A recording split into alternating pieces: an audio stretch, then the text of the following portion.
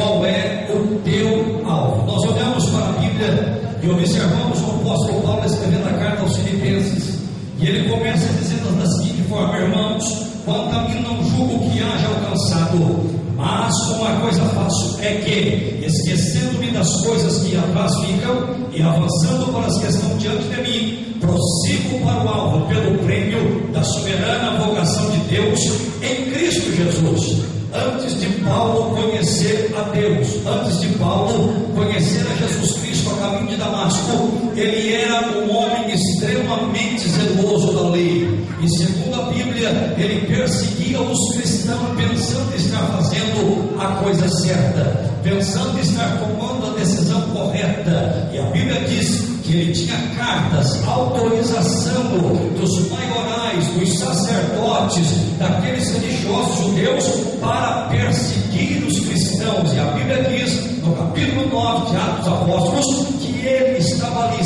Saulo, a caminho de Damasco, para perseguir, para aprisionar, para prender os cristãos, aqueles que confessavam a sua fé em Jesus Cristo de Nazaré. Segundo a Bíblia, tudo isso ele fazia pensando estar fazendo a melhor coisa, pensando estar fazendo a coisa certa, ou estar tomando uma decisão ou uma atitude correta. Todavia, sabemos que ele, Saulo, aprendeu aos pés de Gamaliel, era doutor da lei, amigo de Estevão, estudou muito, conheceu as leis, e por isso ele era extremamente zeloso. E o alvo de Saulo, naquela oportunidade, era fazer cumprir a palavra, era fazer cumprir a lei, a fim de que o Deus de Abraão, de Isaac e de Jacó fosse glorificado. Mas a caminho de Damasco, ele tem um encontro real e verdadeiro com Jesus Cristo. Todos conhecem o fato e a história. A caminho de Damasco, ele cai do cavalo, enxerga a glória de Deus, a voz do Senhor que fala com ele, e diz: Saulo, Saulo, por que me persegue? E ele pergunta: quem és tu, Senhor, que fala comigo? Eu sou Jesus, a quem você tem perseguido. Ele fica 3 dias em uma rua chamada Direita, jejuando e orando, buscando a Deus, e ele percebe em uma visão que um homem de Deus entra, ora por ele, cai a escama dos seus olhos, e ele passa a ter ali o entendimento, uma unção, um poder de Deus sobrenatural, porque ele passa a ter experiência com Deus. E eu observo que Paulo, então, depois de ser transformado de Saulo em Paulo, ele passa a ter um propósito, um objetivo, ele passa a ter um alvo. E escrevendo esta carta aos Filipenses, ele diz: não que eu já tenha alcançado. Por que ele estava tentando dizer? Ele estava dizendo o seguinte: eu tenho lutado, eu tenho combatido, eu tenho guerreado, eu tenho sofrido perseguições, dificuldades, adversidades, mas eu continuo prosseguindo. Eu não parei, eu não recuei, eu não retornei, porque eu tenho um propósito. Lá em Damasco, na rua chamada Direita, eu ouvi Deus falar comigo, e Deus falou comigo que tem uma grande obra. Ele me usaria para pregar o Evangelho aos gentios, porquanto eu sei que o Deus que me chamou é aquele que prepara, é aquele que envia, é aquele que cuida, é aquele que provê, é aquele que sustenta e é aquele que garante vitória. Paulo então está dizendo o seguinte: eu sei que eu já não alcancei, ou melhor dizendo, eu não julgo que tenho alcançado ainda todas as coisas, mas esquecendo-me das coisas que para trás ficam, eu prossigo para o alvo. É aqui que eu quero começar a pregar nesta noite. Qual é o teu alvo? Paulo tinha um alvo: pregar o Evangelho a toda criatura, e com o poder de Deus, e demonstração do poder de Deus através do Espírito. Paulo teve um encontro com Jesus a caminho de Damasco, e ele pôde entender, receber, compreender um chamado de Deus. E eu abro parênteses para dizer aos irmãos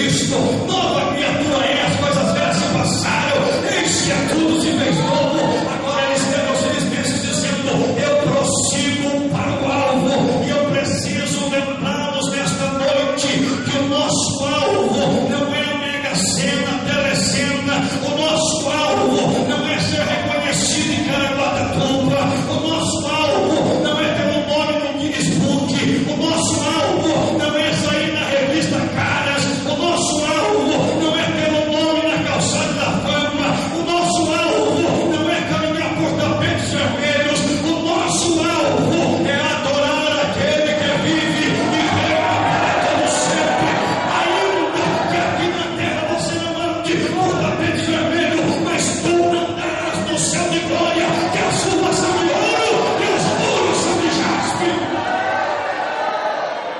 Aleluia! Paulo tinha um alvo, e ele começa pregando, ele começa falando, e quando eu comecei a ler a Bíblia, a estudar a Bíblia, eu vi algumas pessoas que tinham um alvo. Se nós olharmos em 1 Samuel, capítulo 17, nós veremos a batalha entre Davi e o gigante filisteu Golias. Davi tinha um propósito, mesmo sendo de baixa estatura, mesmo não sendo adestrado para a peleja e não pertencer ao exército de Israel, ele tinha temor de Deus e o aval de Deus para fazer o que ele estava para fazer. Davi tinha um alvo, e o alvo desta batalha era derrubar o gigante, matar o gigante, destruir o gigante e tirar a afronta de Israel, pois aquele homem durante 40 dias se aproximava e desafiava o exército de Israel. Davi, quando chega para visitar os seus irmãos, ele diz: eu não aceito que um incircunciso filisteu ouse afrontar o exército do Deus vivo. Davi, então, você já conhece a história, parte para a batalha, passa no rio, pega 5 pedras, usa uma funda, e a Bíblia diz que com uma pedra ele derruba o gigante. O alvo de Davi era derrotar o gigante. Repita comigo: o alvo de Davi era derrotar o gigante. O teu alvo deve ser destruir o inimigo da tua alma. A Bíblia diz que a nossa luta não é contra a carne nem contra a sangue, mas sim contra principados e potestades. Davi tinha um alvo: derrubar o gigante e tirar a afronta de Israel, e ver o nome do Deus de Abraão, de Isaac e de Jacó voltar a ser glorificado, e os filisteus entenderem que existe um Deus que senta no céu, põe os pés sobre a terra, que é general dos generais, que guerreia as nossas guerras e que dá vitória.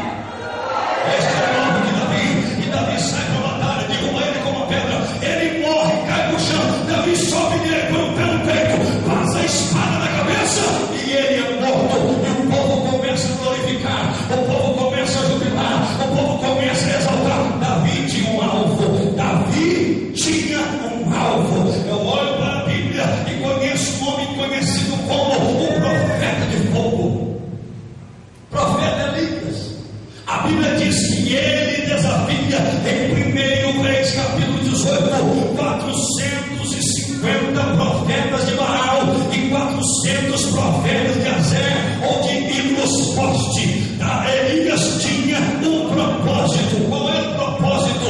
Mostrar aqueles 850 profetas que em Israel tem Deus, que em Israel tem proteção, que em Israel tem provisão, que em Israel tem um Deus que é santo, que em Israel tem um Deus que tem olho e vê, tem boca que fala, tem mão que apalpa, tem perna e anda, tem ouvido e ouve, tem nariz e cheira, tem boca que fala, porque os seus olhos são como chama de fogo, da sua boca sai uma espada afiada de 2 fios, que penetra entre a divisão da alma e do espírito.